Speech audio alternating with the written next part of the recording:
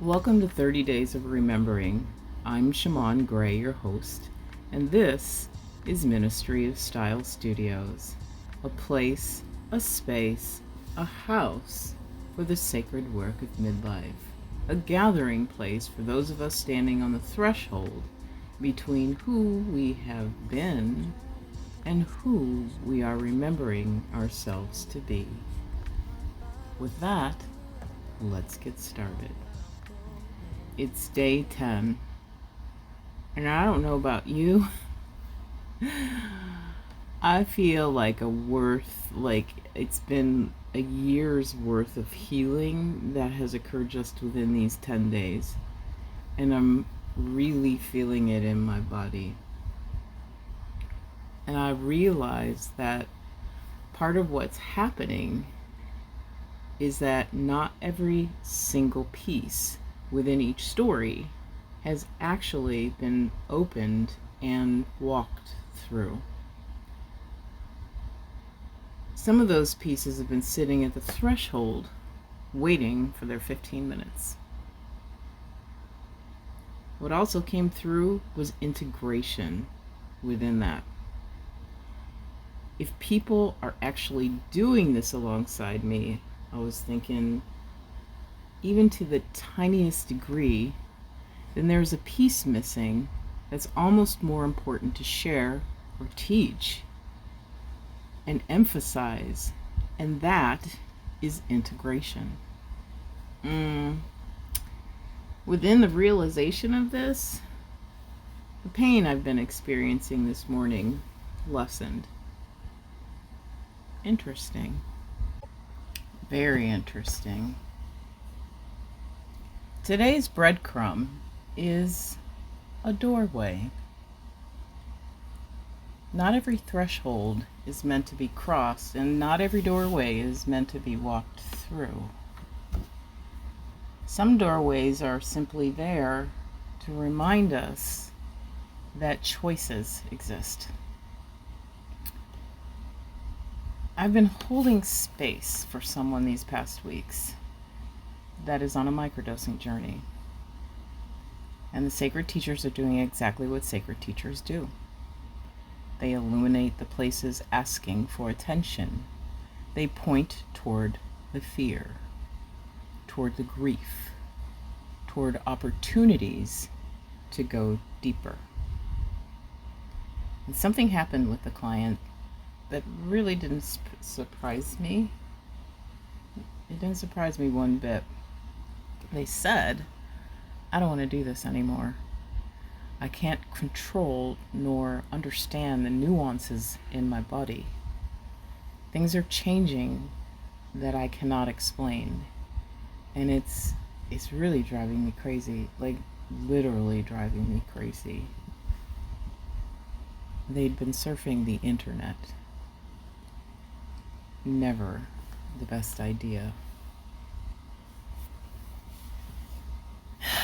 I had to take a deep breath. Fuck. My ego was a little bit bruised. It was. And I'm not ashamed to admit that. And what I saw and what I see is a refusal to surrender, to communicate, and a return to the conversations that have been running them. I can do this by myself.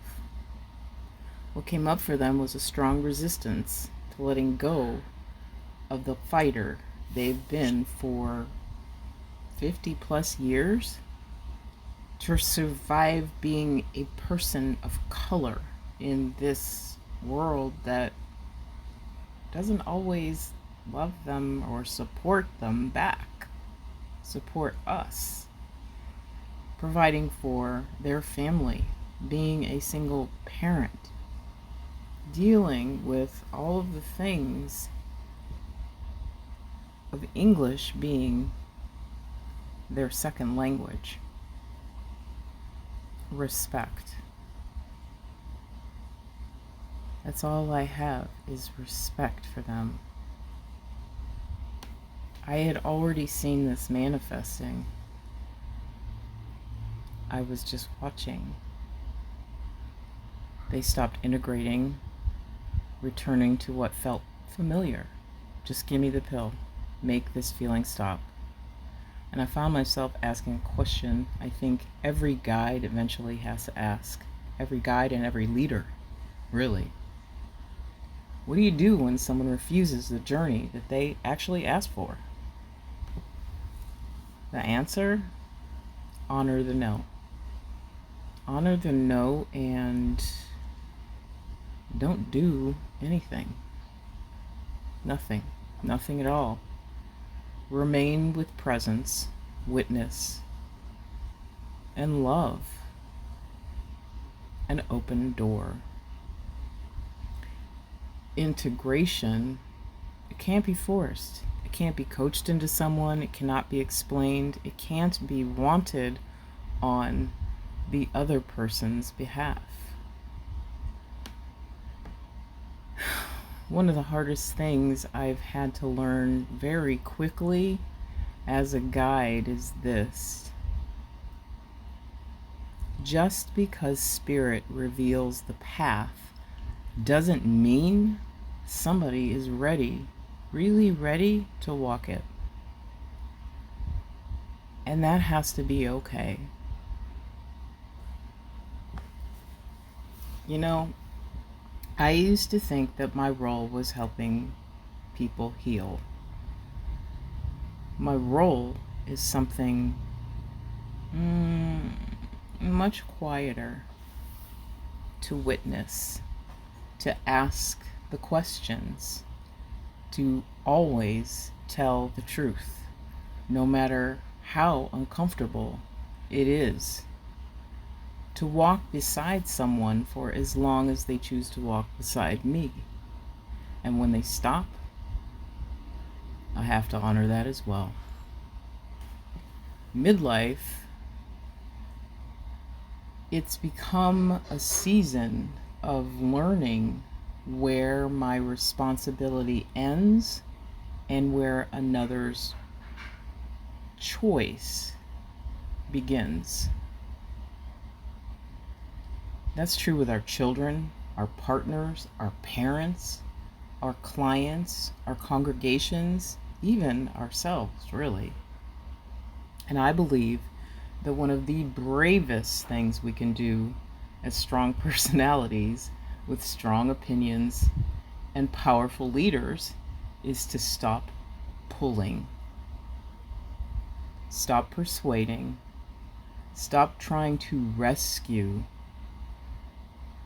Leave the light on, leave the door unlocked, and trust that every soul has its own timing. And with that, I leave you today with guidance on integration for our journey going forward in this 30 days and beyond.